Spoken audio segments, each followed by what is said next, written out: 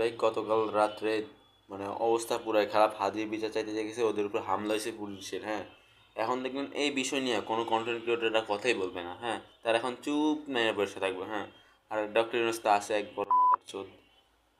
কি কমু, দেশের যে একটা 12টা বাজায় রাখছে। হ্যাঁ, আমি সোজা কথা ভাই কয়ে দিই, একটা কথা আগে খেয়াল করবেন যে ভারত হইলো বাংলাদেশের সবচেয়ে বড় শত্রু আর কি, এটা অনেক আগে থেকেই।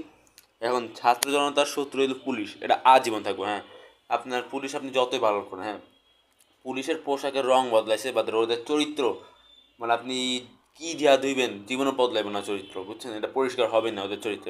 ওই কুত্তা মারানির চরিত্র ওদের থাকবেই। আর আমার তো মনে হয় মাঝে মাঝে যে এই হাদি হত্যার পিছিয়ে ডক্টর ইউনূসেরও হাত আছে। কোনোভাবে একটা সুবিধা লাভ করতেছে, নাহলে ভাই একটা বিচার করতে আপনার এত সমস্যা কোথায়? হ্যাঁ, আপনি বিচার করতেছেন না, ওরে ভাই মাথা চোদ কইলেও কি, আমি এখন ঘরে আছি, কোনো প্রকার গালি দিতে পারতাছি না ভাই।